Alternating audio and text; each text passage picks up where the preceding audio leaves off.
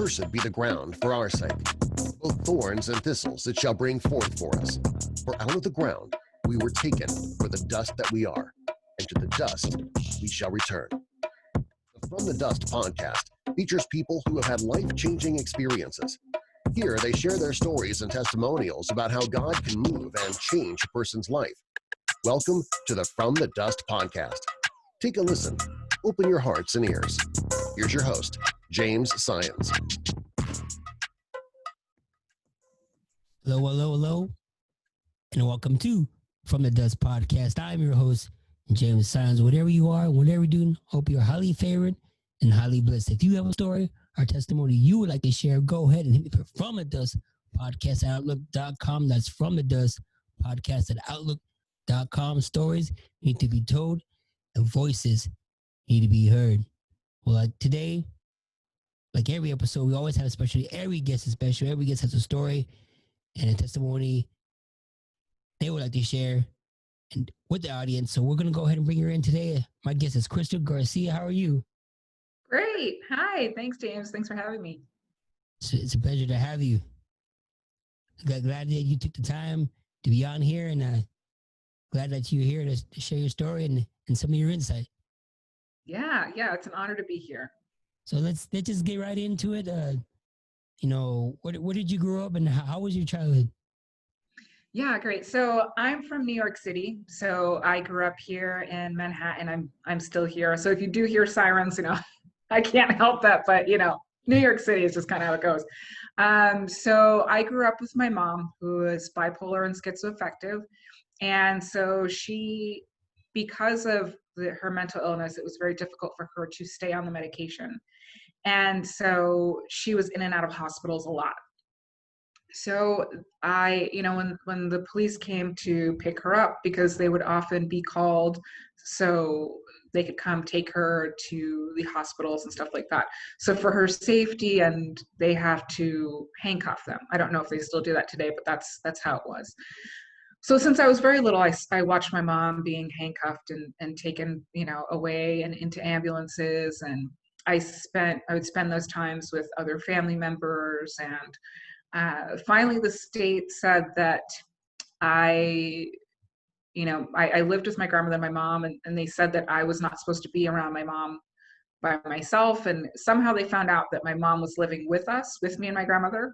So then I became a ward of the state. So that means I was a foster care child. So what that looked like is I stayed with a family member. And it was a very intense time for me between the ages of 12 and 18. And it was very difficult. And so when I was 17, I tried to run away. And that was the first time that I experienced being purchased, being bought. And that means it's covert sex trafficking, and people incorrectly call it the sex industry. There's no such thing as sex work. There's no such thing as prostitution. It's covert sex trafficking. So when I was 18, I moved out, and then I lived with a friend briefly. Then I lived in a foster care home at 18, and I think it was around 20. And then as you get placed until you're 21. So at 20, I left. I moved out, went to Vegas, and with a friend of mine. And then it was just perpetually downhill from there. Lots of drugs, lots of alcohol, lots of addiction. I was still, in the covert sex trafficking industry. And I was a stripper. I was, a dominatrix. I was just deep into those worlds, and my addictions kept me being exploited too. So I was also, I'm a sex addict in recovery. So I was also acting out as a sex addict. So my life was pretty dark. And at that point I'd stepped away from spirituality, I think when I was 18. And so in my 20s, I pretty much just spent my life feeling like I was the Walking Dead. I felt like a zombie. I barely felt alive. Like I was just kind of getting through the days, and most of the days were just filled with torture and hell. My days were hell, so it's just kind of numbing out to numb out from the exploitation and then just kind of get through the pain of everything. So when I was 26, I became a mom, became a single mom. I'm a single mom. And that really changed my life around because I wanted my child to have a better me and I wanted a better life for my child. So from there, I moved around different places. I was still, dealing with I had quit drugs by then, but I was still heavily drinking and dealing with the sex addiction, acting out.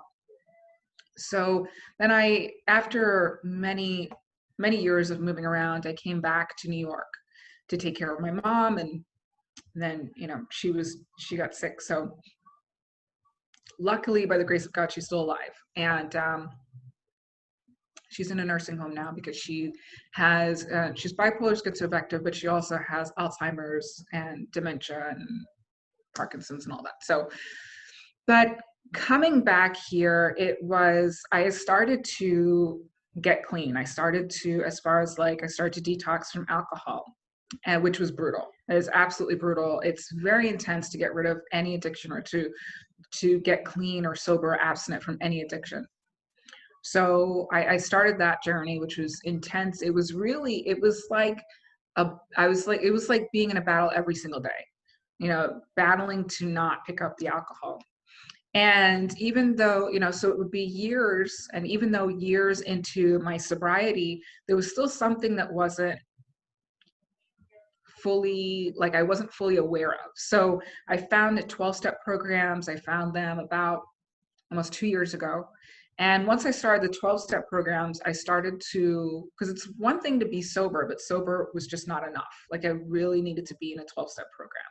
So once I joined the 12-step program and I started to become, have a healthy relationship with sexuality, which I used to think meant acting out. And I think a lot of people means in order to have a healthy relationship, you have to have sex with a whole bunch, it's not, that's acting out. For me, it was acting out. So I was able to start to recognize that acting out that I was doing, even though people thought we live in a society that praises acting out, praises addictions, and that praises yeah, go get drunk and sleep with who, but that wasn't healthy for me.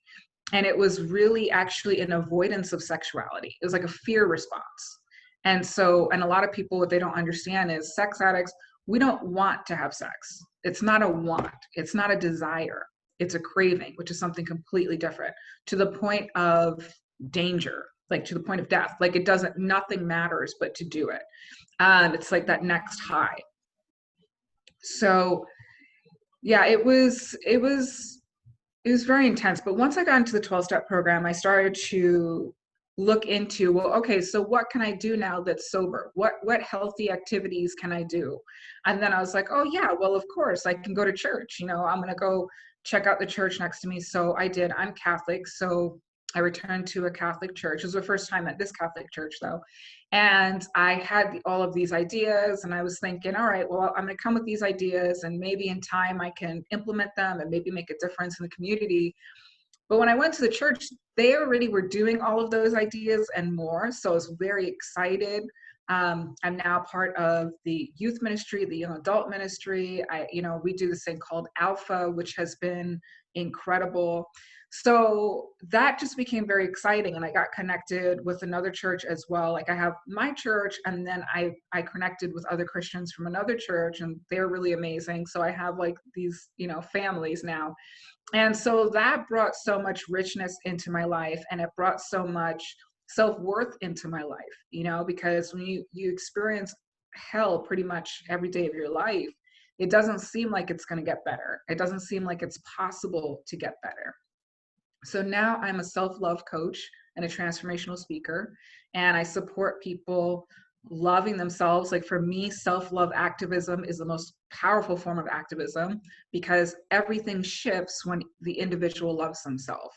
And especially coming from where I came from and feeling like I wasn't worth love and all of this other stuff, if I just want to share with people and make a difference in other people's lives, because I know what it's like to live that hell. And I know what it's like to feel like no one can ever love you, and there's no use loving yourself. And so I want the world to know that that's not true, and that, everybody deserves to love themselves. And you mentioned sex trafficking, and it wasn't. I said, how does one? I know it wasn't meant to be, but how does one get involved, and how does one lure it into that type of lifestyle, and how does one leave with their life? Because not many leave with their life. Right. Yeah. I should have been dead hundreds of times over. Again, by the grace of God, I'm alive. There's no other reason. I was molested when I was 8 years old. So the introduction to sex as violence, that's one way that people get like trapped into these worlds. It's when you're used to something looking a certain way, and abuse and sexual violence, and that's your normal, then you kind of gravitate towards places where that is. And then that, coupled with the addictions and also the poverty, and just like it's the perfect situation for an exploiter to come in. It's the perfect situation for someone to just take advantage of, the naiveness of what someone thinks it's about, and also, like I said, with the addictions too, there's so much compounded in there. And then, like I say, there's no such thing as strip club owners. They're called pimps. That's what they are. And so all of these people who quote unquote own these places, they're just part of the pimping. And so one of the big things is, these people who are like, oh, the sex industry, there's no such thing as a sex industry. It's a sex trafficking industry. And now most people we understand what I call overt sex trafficking. We understand sex trafficking as when people are abducted or kidnapped and stuff like that. That's what most people know sex trafficking to be, and that is sex trafficking. What most people don't realize is that sex work, quote unquote, is covert sex trafficking. Pimping 101 is to leave the pimped feeling like they chose it. So, and then to leave it, that took so long. It took so long because there's also the illusion of like, oh, well, there's no way I can make it with another job.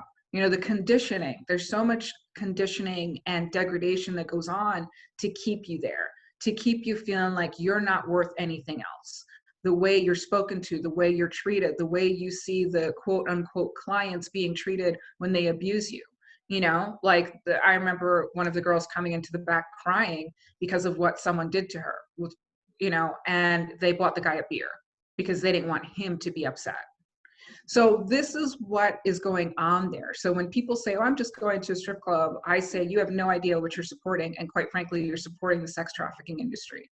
And so it's very difficult to get out. It's very difficult to get out, especially when you're told, and a lot of people, not everybody, but many people who are in there have experienced abuse in their life. So when you've already been abused and you go into an environment that's meant to keep you there, so you can be profited off of, it's very difficult to get away. But one of the most important things for me was getting sober, because the alcohol and the drugs kept me numb to what was being done to me. It was like checking out. It was like, so being sober was a really important part for me. What was that defining moment where you knew that you had to step out of it, and you had to get out of that lifestyle you were living with from the sex addiction and the drug addiction? What was that defined moment where you knew this is it? I got to make a fight for my life. Well, the sex addiction, I knew many times I needed to do something different, but I didn't know what it was, because I still wasn't aware that it was an addiction. I didn't know what to name it. I didn't know what to call it. And living in a society that incorrectly calls these things sexual empowerment was very confusing. So I didn't really know that something was wrong with me. I didn't really understand that. And so the sex addiction was very difficult one to see, because I had no idea. It was just, there wasn't even, I just didn't even understand it at all. I didn't even know that I was a sex addict. As far as the alcohol, I realized it was time to let go of that when I remember I was buzzed, going to pick up my kid. And I was like, what am I doing? And that woke me up because I was like, I can't lose my kid over this. This is ridiculous. So that's when I was like, this can't get worse than this. I can't allow it to get worse than this. So being a mom was a big turnaround for me because I was like, I can't do this. But as far as like sex addiction, no matter how dangerous it got, there was no part of me that was like, I should probably, there was a part of me that said I should probably stop, but I couldn't even understand it. It wasn't until I quit drinking alcohol that I started to recognize the sex addiction. That's major. Yeah. Once there's a point in my life where I started I was just depressed and had like a lot of anxiety, and I started drinking more than I did. And with that drinking came more addiction. I was always addicted to having to have to be with somebody, and with that came an addiction to coke. And then throughout the time I did it, and when I finally realized I needed to change, and I kicked the alcohol, that's when I knew I had a problem with my other addiction. I was drinking, but not just that. I had an addiction with cocaine, which I never in a million years thought I would have that problem, because I was always thought in my head I'm better than that. I should have learned from the people I've seen growing up, but it just catches you, and then you get blinded by the world. You get blinded by the people in your life. Through all that and everything you've been through, or we talked about your coach. What do you do now to help your fellow people that are coming out of it, or that want to come out of it? What do you do to help them? Yeah, sure. So, as a coach, I have like these self-love activism packages that I offer. And so as a former dominatrix, I speak up to BDSM and let people know that BDSM is abuse. So I have like, a section of that's focused on the people who identified as submissives, to support them detoxing from the BDSM mentality. I also have one where it's supporting former DOMs to detox from it, who are, of course, people who are choosing to leave and they're like, okay, I'm ready. I just want to be done with this, and support them using their tools. Like, there's where they can actually be of service, because that's not it. So supporting DOMs, finding where they can be of service to society in a way that really nurtures them and actually nurtures others.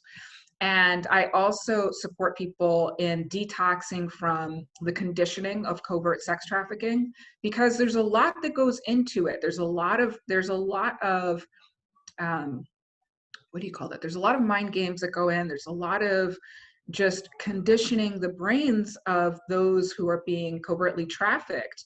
And so when you're doing that for years, you take on these ideas, you start to repeat this rhetoric, you start to say, oh no, this is great, this is fine, sitting in hell saying it's okay, because you're conditioned to believe these things. You're conditioned to believe, oh, you're doing something powerful for yourself, and look at all the money you can have, which is a lie, by the way, because no matter how much money you make, you're going to have to spend it in the other addictions to numb yourself out from being exploited.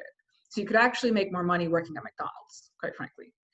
And and then I support people in creating self-love as a new foundation, because often what we have as a foundation of seeing ourselves is punishment, self-punishment, self-loathing, and often we're not even fully aware of it.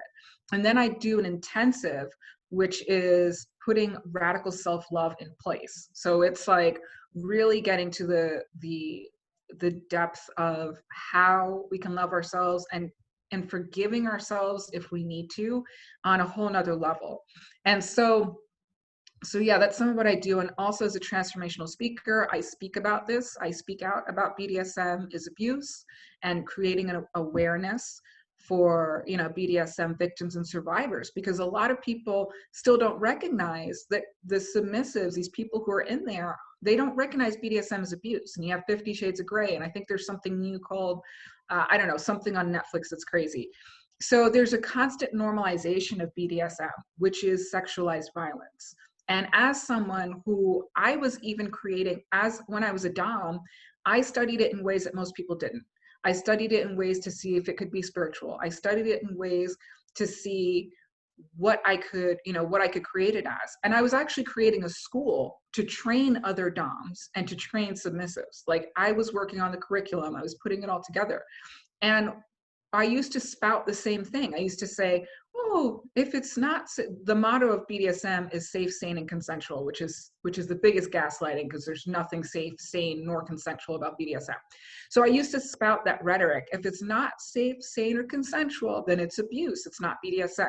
Well, as a dominatrix of 13 years, when I was in there and I was creating this curriculum and I was looking for the distinction between BDSM and abuse, I found there wasn't one. And that's when I stopped. But even still, even when I personally stopped with BDSM, it still took me years to finally come out and say, this is abuse, flat out. And so I speak on that. I also speak on my personal journey, my Me Too story of healing, which is loving and celebrating men. And I share how I began to heal by healing my perception of men. And as I started to listen to male survivors and male victims, and I started to hear their stories, and I realized that I wasn't alone. And it began to help me heal and realize that we could all rise together and face this. Wow, that's powerful, because a lot of people don't realize and see that men go through the same thing too. It's a lot of women speak out on it, but men are the ones that don't really speak out on it because men are men. And I would like to hear more stories from men. God willing, He brings them our way that we can able to share their stories. How are you able to share, if it's possible, the way you do it? How are you able to share your faith with people that you come across? Be involved in church and stuff like that. Yeah, absolutely. So faith is part of my coaching as well. And of course, I have options for people who are secular too, but it's a part of all that I do. And so the way I share about it is I'm leaving people knowing that they're loved. Because to me, as a Christian, that's my purpose, is to let people know that they are loved, because that is what God is. God is pure love. And so if people know that they are loved, to me, that's them being moved by God, even if it's like, I have conversations with people if they're open and they want to talk about Christ, but even if it's not a conversation specifically on Christ, speaking to people about love and that they are worthy of love, to me is the same conversation. To me, is that connectivity with God. And yeah, within the church, I'm, very active. I love my church, and I've spearheaded a spiritual book club, and we were reading The Universal Christ. So on Facebook, I talk about it very openly. I'm very open about my faith. And so I shared about the Universal Christ, and, right now we're reading the Divine Renovation. So people know that this is a part of my life, and I've had people come to me and say, I never thought of it like that. And I'm not Christian, but I hear what you're saying and it resonates with me. So just being in my authenticity as a Christian and just sharing what moves me, and especially the books I'm reading that are Christian, and it's opened the door for people to come to me and ask questions. They're like, hey, can I ask you this? And I'm like, yeah, absolutely. They're like, I don't want to offend you. I'm like, you can't. I'm not offended. You want to connect, that's beautiful. And we don't, you don't have to agree with me. You don't have to believe what I believe. That's not mandatory. God doesn't need you to believe in him even. You know what I mean? So when atheists, have a conversation with me, and if we can have a respectful conversation, cool. I don't believe that God stops loving the atheist. I don't believe that God needs anybody to love him for him to love everybody. And so I believe that God is love. So to each their own, but I believe God loves them all. So. Yeah, that's awesome. I like your outlook. I'm pretty much the same way. When people know that when they come to me, I'm going to come to them real, whether it's gospel wise, biblical wise, or they want to just mad up James the man conversation. I'm going to tell you straight up how it is, the way you want to hear it. But if you want to hear what the Bible says or what the gospel says, I'm going to let you know too. So I come around the mutual respect, and people come to me the same. You know, Yeah. where can my listeners and viewers find any of your work, your resources, and where can they check you out? Sure. So my website is kristaldenisegarcia.com, and I'll spell that because I don't spell my name like everybody else. So it's KristalDeniseGarcia.com. And I also have a YouTube channel called Open Hearts Unite. And so, yeah, that's where, and I'm also on Facebook under Open Hearts Unite. So. Now, I always, before we end any conversation or any, what I do is I give my guests the opportunity to share what's on their heart to the ones that are listening and viewing. Whatever they're going through addictions, you know, they're listening and they're viewing it now, and they're resonating with your story. Well, I didn't think about this sexual desire this way, or I'm in the same boat. What can they do to leave and step out? What are their first options? What can they do to change, to just, you know, turn their life around and say, I gotta go. Just something's gotta change. Yeah, well, totally. So for me, I had to realize that I couldn't do it alone. And I think the lone wolf mentality was very deadly for me.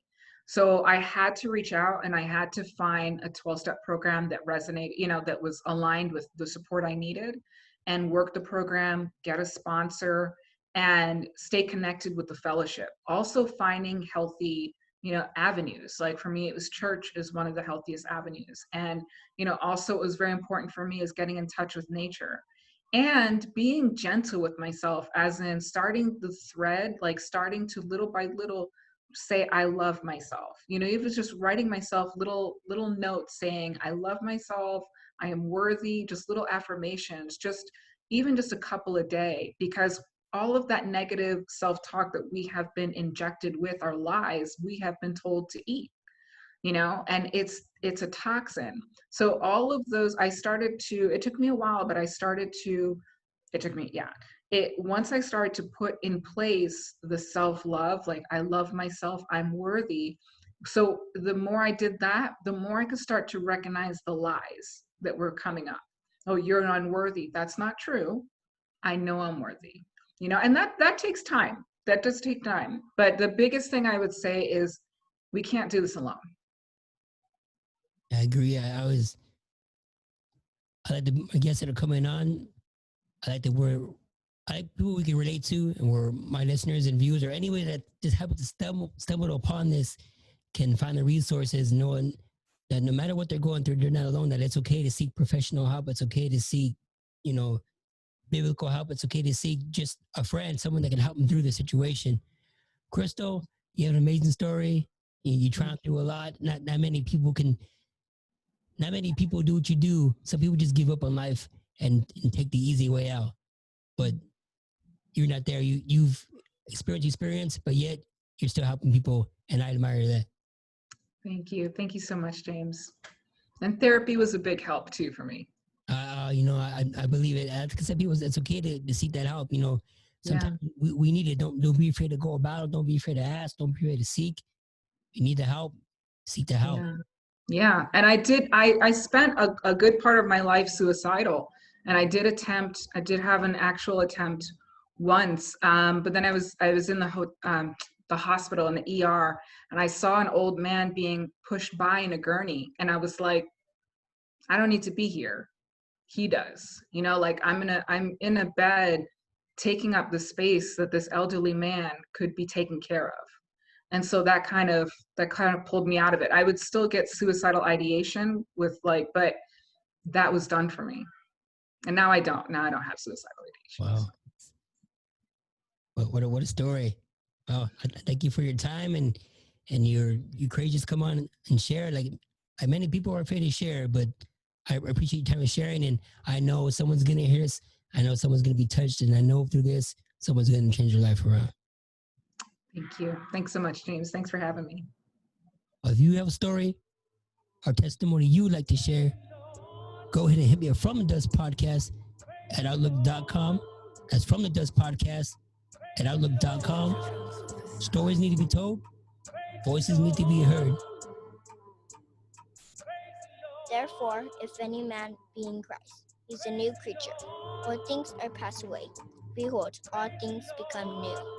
From the Dust Podcast, be blessed.